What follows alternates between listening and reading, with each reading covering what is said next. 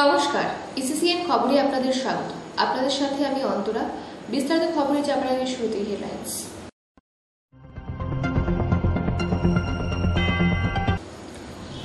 শাহুডাঙ্গি সংলগ্ন বানিয়াপাড়া এলাকায় রাস্তার পাশ থেকে এক যুবকের মৃতদেহ উদ্ধার।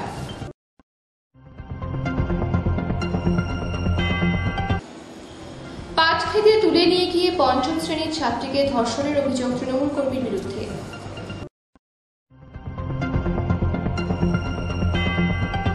ভয়াবহ অগ্নিকাণ্ডে বশীভূত ঐতিহ্যবাহী হলদ মামলা।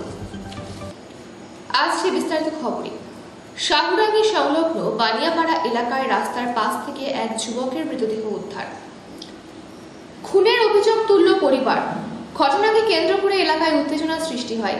বুধবার সকালে ফুলবাড়ি গজলডোবা ক্যানেল রাস্তায় শাহুডাঙ্গি এলাকার রেলের উড়ালপুলের কাছ থেকে যুবকের দেহ উদ্ধার হয়। মৃত যুবকের নাম বিমান দাস, বয়স 20 বছর, বাড়ি বিন্নাগুড়ি গ্রাম পঞ্চায়েতের বীরবান এলাকার বাসিন্দা ছিলেন যুবক। এদিন ঘটনার পরই স্থানীয় বাসিন্দারা বেশ কিছুক্ষণ পথ অবরোধ করেন। অবশেষে পুলিশের আশ্বাসে পথ অবরোধ তুলে নেন বাসিন্দারা। স্থানীয় ও পরিবার সূত্রে জানা গিয়েছে, বিন্নাগুড়ি গ্রাম পঞ্চায়েতের বীরবান এলাকার হংসধর দাসের ছেলে বিমান দাস শাহুডাঙ্গি এলাকার একটি কুরিয়ার সংস্থার গোডাউনে কাজ করতেন ওই যুবক। প্রতিদিনের মতো মঙ্গলবারও কাজে গিয়েছিলেন। গতকাল সন্ধ্যা 7:30 নাগাদ কাজ থেকে বের হন। সেখান থেকে সাইকেল নিয়ে বাড়ির উদ্দেশ্যে রওনা দিয়েছিলেন, কিন্তু বাড়ি ফেরেননি। পরিবারের সদস্যরা বিভিন্ন জায়গায় খোঁজাখুঁজি করেও রাতে তার সন্ধান পায়নি। এরপর আজ সকালে বাড়ি থেকে কিছুটা দূরে ফুলবাড়ি গজলডোবা ক্যানেল রাস্তায় শাহুডাঙ্গি এলাকার রেলের উড়ালপুলের কাছ থেকে তার দেহ উদ্ধার হয়। যুবককে খুন করা হয়েছে বলে অভিযোগ পরিবার ও এলাকাবাসীর। ইসিসিএন খবর, দিনহাটা। পাট খেতে তুলে নিয়ে গিয়ে পঞ্চম শ্রেণীর ছাত্রীকে ধর্ষণের অভিযোগ তৃণমূল কর্মীর বিরুদ্ধে। পাট খেতে তুলে নিয়ে গিয়ে পঞ্চম শ্রেণীর ছাত্রীকে ধর্ষণের অভিযোগ। আশঙ্কাজনক অবস্থায় হাসপাতালে চিকিৎসাধীন নাবালিকা। ঘটনায় 5 দিন হয়ে যাওয়ার পরও অধরা অভিযুক্ত সক্রিয় তৃণমূল কর্মী, তাই পুলিশ অভিযুক্তকে ধরছে না বলে অভিযোগ। অভিযুক্তের গ্রেফতারের দাবিতে বুধবার সকালে রাস্তায় নেমে বিক্ষোভ দেখান স্থানীয়রা। সরব হয়েছেন শিক্ষকরাও। এমনকি অভিযুক্তের কঠোর শাস্তির দাবি তুলেছেন কংগ্রেস ও সিপিএমও। মালদহের হরিশ্চন্দ্রপুর থানার মশালদহ গ্রাম পঞ্চায়েতের একটি গ্রামের ঘটনা। যদিও হরিশ্চন্দ্রপুর থানার পুলিশ জানিয়েছেন, অভিযুক্তের নামে মামলা রুজু হয়েছে, তার খোঁজে তল্লাশি চলছে। পুলিশ ও স্থানীয় সূত্রে জানা গিয়েছে, পঞ্চম শ্রেণীর ওই ছাত্রী শনিবার দুপুর 1:30 নাগাদ বাড়ির পাশে কানখোল নদীতে স্নান করতে যায়। সঙ্গে ছিল পাড়ার কয়েকজন শিশু। সেখান থেকে নাবালিকাকে ফুসলিয়ে পাশের পাট খেতে নিয়ে গিয়ে মুখে গামছা বেঁধে ধর্ষণ করে বলে অভিযোগ। নির্যাতিতা দাদা বলেন, আমার বোন স্কুল থেকে ফিরে দুপুরে বাড়ির পাশে কানখোল নদীতে স্নান করতে যায়। সঙ্গে ছিল আমার ছেলে ও পাড়ার কয়েকজন শিশু। সেই সময় প্রতিবেশী অভিযুক্ত যুবক আমার বোনকে ফুসলিয়ে পাশের খেতে নিয়ে গিয়ে ধর্ষণ করে। বোন বাড়ি ফিরে শুয়ে পড়ে। তখন আমরা কিছু বুঝতে পারিনি। রাতে সে অসুস্থ হয়ে পড়ে, যন্ত্রণায় কান্নাকাটি শুরু করে। কয়েকবার জিজ্ঞেস করার পর সব কথা জানায় আমাদের। রাতেই তাকে মশালদহ গ্রামীণ হাসপাতালে নিয়ে যাওয়া হয়েছিল। আশঙ্কাজনক অবস্থা দেখে চিকিৎসকরা চাচল সুপার স্পেশালিটি হাসপাতালে রেফার করে দেন। 5 দিন ধরে সেখানে মৃত্যুর সঙ্গে পাঞ্জা লড়ছে বোন। পরিবার ও স্থানীয়দের দাবি, অভিযোগ করার 5 দিন কেটে গেলেও পুলিশ তদন্তে ঢিলেমি করছে। সেজন্য 5 দিন পর অভিযুক্তকে গ্রেফতার করতে পারেনি। তাকে দ্রুত গ্রেফতার না করলে আমরা বৃহত্তর আন্দোলনে নামব। অভিযুক্ত যুবকের স্ত্রী বলেন, আমার স্বামী কি করেছে জানা নেই। তার বিরুদ্ধে ধর্ষণের অভিযোগ দায়ের হয়েছে বলে শুনেছি। স্বামী বাড়িতে নেই। ঘটনা সত্যি কি মিথ্যা তা বলতে পারবো না। পুলিশ বাড়িতে এসেছিল, স্বামীকে তাদের হাতে তুলে দিতে বলেছে। ছাত্রী স্কুলের প্রধান শিক্ষক ঘটনার নিন্দা জানিয়ে অভিযুক্তের কঠোর শাস্তির দাবি করেছেন। স্থানীয় এক বাসিন্দার অভিযোগ, অভিযুক্ত যুবকের বিরুদ্ধে এর আগেও একাধিক অভিযোগ উঠেছে। তৃণমূল কর্মী বলে তার বিরুদ্ধে প্রতিবাদ করতে ভয় পাচ্ছেন এলাকার মানুষ। তবে এবারের ঘটনা সব সীমা ছাড়িয়ে গিয়েছে। এবার আমরা আন্দোলনে নামতে বাধ্য হব। স্নান করতে যাই, কিন্তু আমরা সেটা গুরুত্ব দিই না। শুধু স্নান করতে যাই, কিন্তু এক নোংরা একটা ছেলে মানে ওকে দেখে ওই পাটের জমি আছে পাশে, সেই পাটের জমিতে ওকে জোর করে নিয়ে গেছে। হয় টাকার লোভে বা টাকা দেখিয়ে তারপরে ওই জমিতে নিয়ে গিয়ে তাকে ওই ভিতরের দিকে ঢেকে, সে কিছু নাবালিকা মেয়ে তো সে কিছু বলতে পারে না, তার মুখে কাপড় গুঁজে দিয়ে ভিতরে জোর করে টেনে নিয়ে গেছে। টেনে নিয়ে গিয়ে ওখানে ধর্ষণ করেছে। ধর্ষণের ব্যাপারে যা ব্যবচার হয় সেই কাজ করেছে ও। তারপরে ওখান থেকে রক্তাক্ত অবস্থায়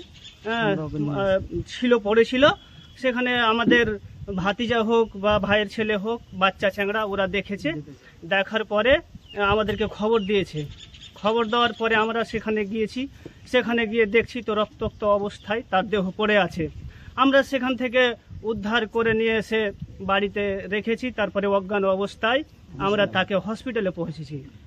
ঘটনা ঘটেছে শনিবারের দিন। সে কত তারিখ ছিল রে? শনিবার 1:30 নাগাদ। 14 তারিখ। আজ কদিন হলো? প্রায় আজকে 4 দিন হলো। আপনার স্বামী নাকি জোরপূর্বকভাবে তাকে নাকি তুলে নিয়ে যায়, তারপর নাকি পাশের জমিতে একে ধর্ষণ করে এবং এখন সে হাসপাতালে ভর্তি আছে ওই নাবালিকা মেয়েটি। জানি না তো স্যার। না, গ্রামবাসী তো বলছে যে আপনারা সবই জানেন, সবই দেখেছেন। জানলে পারে নিজের স্বামীকে কে এগুলা করতে দিব? জানি না, তার জন্য তো এরকম। ওরা যে জানে তো একটু আমরা তো যদি কয়ে যেত, আমার স্বামীকে হারা সাঁটতো কি কোনো কথা বলতো। তো ওরা পরিবার যেটা বলছে যে ওর বোন নাকি স্নান করতে গেছিল, তারপরে নাকি ওকে তুলে নিয়ে গেছে। এইটুকু তো কিছু শুনেছেন আপনি?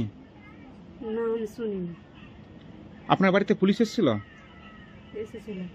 তো পুলিশ কি জানাচ্ছে, কি অভিযোগ নিয়ে এসেছিল পুলিশ হাতে? পুলিশ বললো তোমার স্বামীকে আমি কোনো বলতে পারবো না স্যার।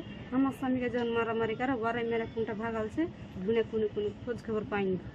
তো এখন আপনার স্বামী কোথায় আছে? বলতে পারছি না। মানে যেদিন ঘটনা ঘটেছে সেদিন থেকে আপনার স্বামী কি নেই বাড়িতে? না, ওরাই মারপিট করে কোনটা হালছে বলতে পারবো না, কেউ খুঁজে পাচ্ছি কোনো যোগাযোগ হচ্ছে না আপনার স্বামীর সঙ্গে?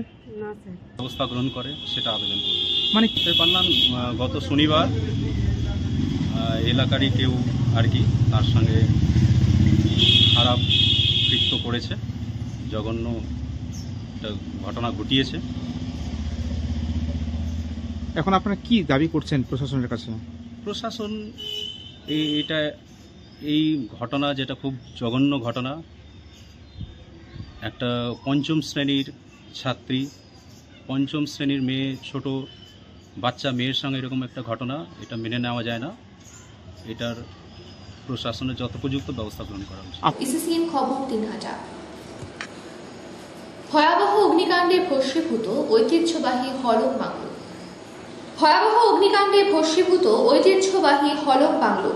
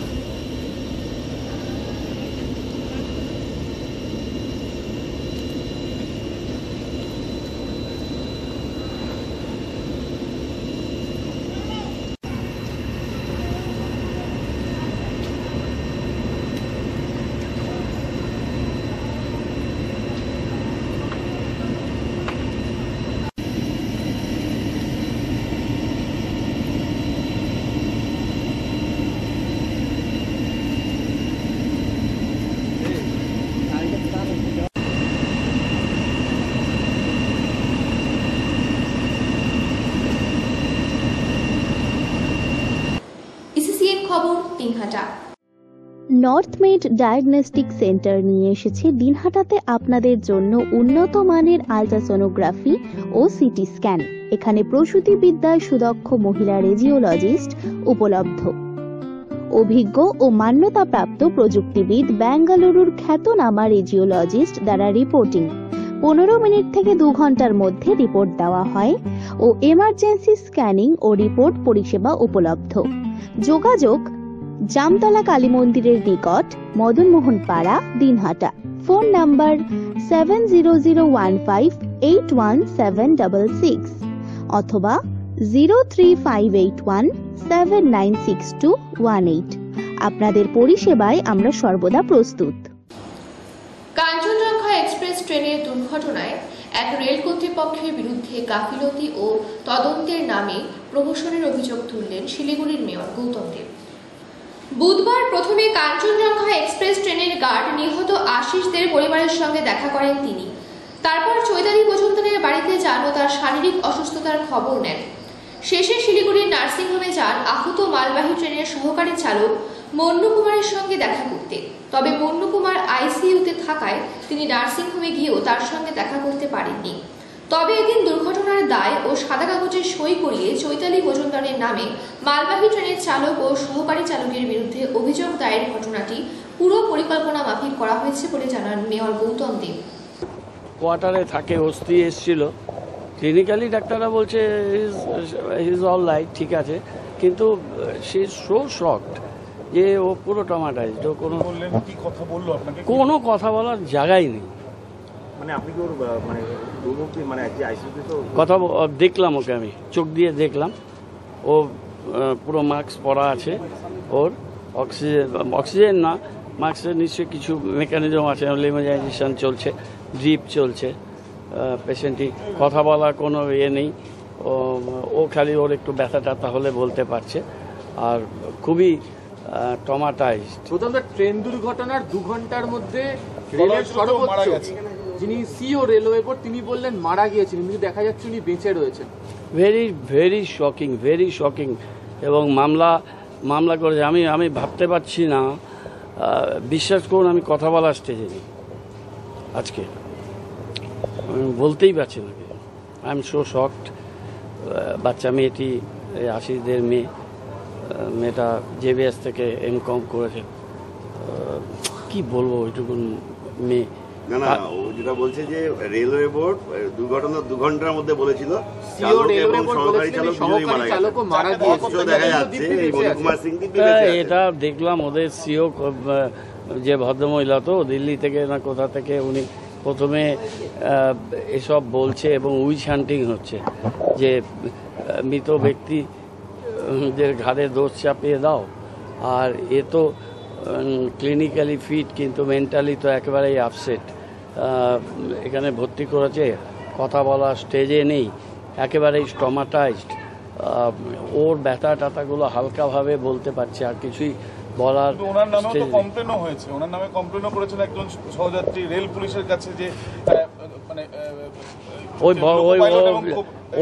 ওই মেয়েটির কোনো কিছু জানার কথাই না। ও অনেক আজকে গেছি, কথা বলেছি, আমি যে ওয়ার্ড থেকে কাউন্সিলর ওই ওয়ার্ডে থাকে, ওর বাবা আমার খুব পরিচিত, মেয়েটিও সফটওয়্যার ইঞ্জিনিয়ার, ও জাস্ট চাকরিতে জয়েন করেছে চৈতালি, ও কিছুই জানে না। ও আপার ব্যাংকে ছিল, মিডল ব্যাংকে ছিল, আপার ব্যাংকে একটা বাচ্চা ছিল, বাচ্চাটা পড়ে যাচ্ছে, ও বাচ্চাটাকে বাঁচাতে চেষ্টা করেছে। ওই সময় যা হয় ইনস্ট্যান্ট রিয়াকশান, ফ্লোরে ব্লিড হচ্ছিল, ও কোনো মতে বাইরে এসছে, পায়ে চোট ছিল, ওখানেও বসেছিল। ওর দিদি, ওই মেয়েটিও বিবাহিতা এবং ও প্রফেশনাল, ওকেও ফোন করেছে, ওর বাবা আসে, ওকে ভর্তি করেছে, ওকে একটা কাগজে সই করেছে, ও জানে না, ও কীভাবে জানবে? ও তো অন্য কম্পার্টমেন্টে তখন নিজের জীবন বাঁচাতে ব্যস্ত, ওকে বলেছে কি একটা কাগজে সই করতে, ও সই করে দিয়েছে, জানে না। তারপরে প্রেস মিডিয়া, এই মেয়েটিও খুব মানসিক যন্ত্রণার মধ্যে আছে, ওরা এসব ফেস করেনি কোনোদিন।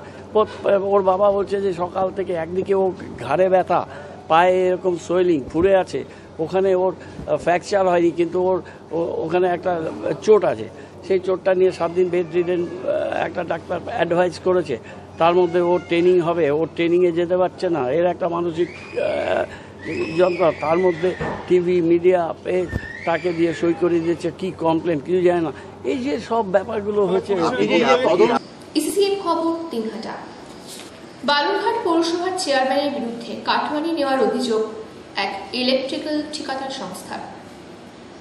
অভিযোগ অস্বীকার বালুরঘাট পৌরসভার চেয়ারম্যানের। বালুরঘাট পুরসভার সঙ্গে স্ট্রিট লাইট এজেন্সির বিবাদ চরমে, সেই বিবাদে প্রকাশ্যে এলো কাটমানি নেওয়ার অভিযোগ। কাজের জন্য পুরসভার চেয়ারম্যানকে 10 লক্ষ টাকা কাটমানি দেওয়া হয়েছে বলেই অভিযোগ। সেই সংক্রান্ত একটি অডিও ভাইরাল হয়েছে, যদিও বা সেই অডিওটির সত্যতা যাচাই করেনি সংবাদ মাধ্যম।